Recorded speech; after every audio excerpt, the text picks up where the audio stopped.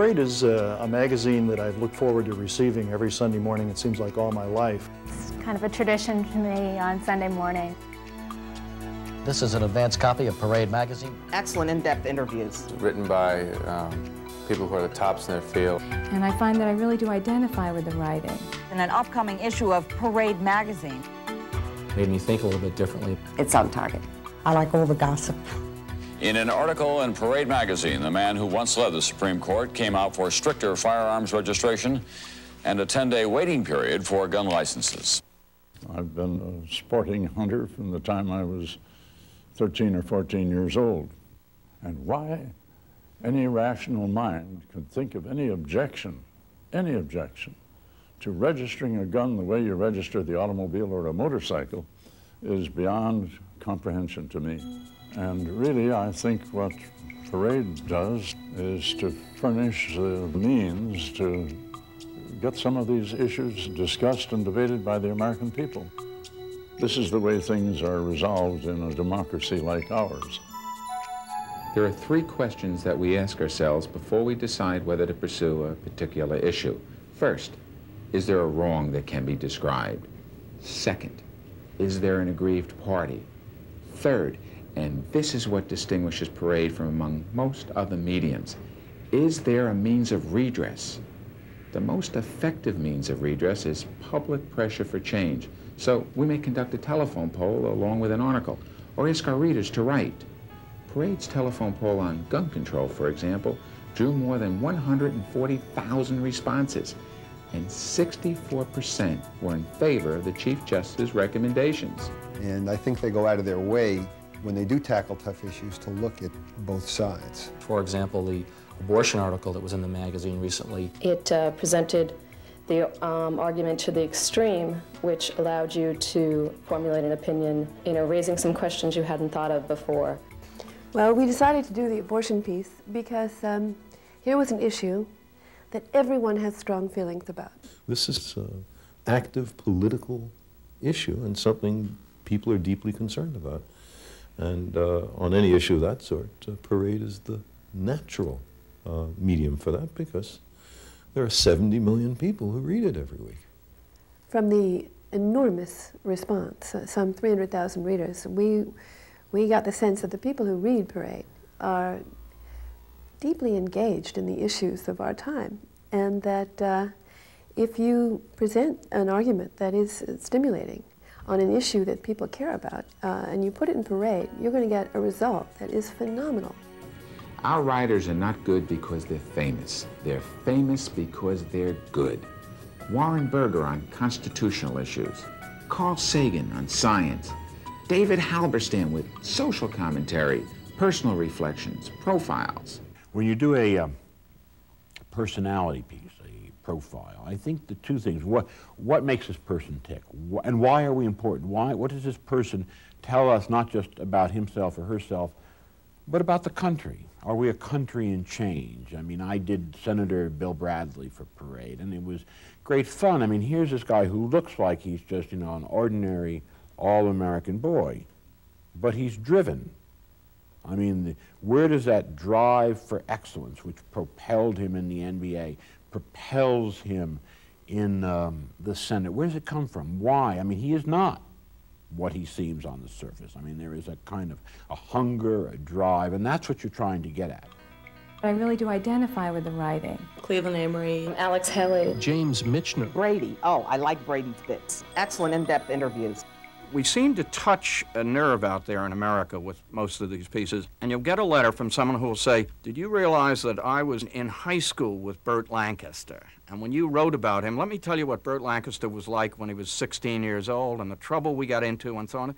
And it's a marvelous, you feel that you have a dialogue. There's a real conversation going on with the reader, that it isn't just, I'm sitting on top of Mount Olympus and I'm experting everything and I'm proclaiming my knowledge. People come back to me and they feed me. In an interview in Parade magazine, Willis said, Spielberg tells Parade magazine.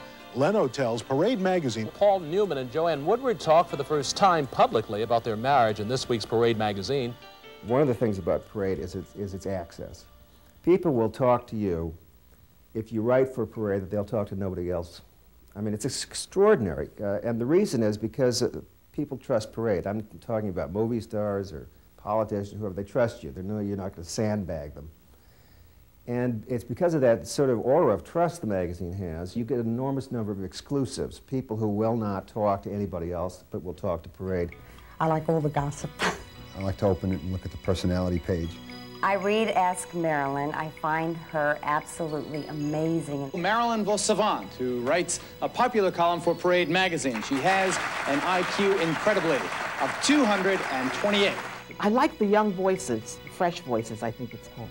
Individual interests and tastes constantly change, so we at Parade must constantly change. We look to solve problems that people have. People don't want very fatty dishes. They want dishes low in cholesterol. And I think Walter Anderson was in tune with that far before we were, that people were really going to start eating healthy. That looks terrific. We try and allot as much space as we can to the photograph, and then in the photograph try and get in as close as we can to the food. And we also make it look realistic enough so that they can do it.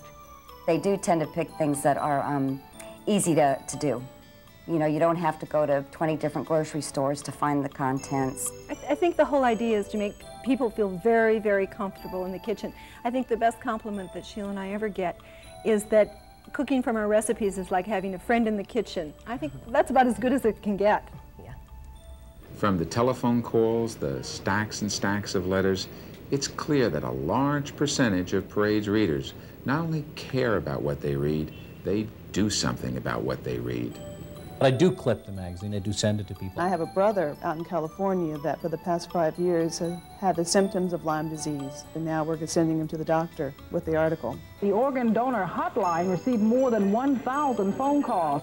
The flood of calls was sparked by an article in Parade magazine. I did a story on children needing liver transplants, and I got a call from the White House, and the president had that day, because of that article, ordered the Navy to change its policy, and in the case of children needing liver transplants on the waiting list, that they were to have a 24-hour medevac plane waiting in their towns to take that child to Pittsburgh's Children's Hospital. And so you saved a few lives, and you save one life, you save the world. I thought it would be important to publish a story to coincide with Literacy Week, and the perfect person to write it would be Alex Haley. Shortly before his deadline, Alex was in a grocery store, and a clerk came up to him and said, "I'm so glad to meet you. We're studying about you." Now, here's a guy about 28, I guess. Well, my immediate assumption, I said to him, I said, "Oh, you're going to the University of Tennessee." And then he said, "No, I'm learning to read."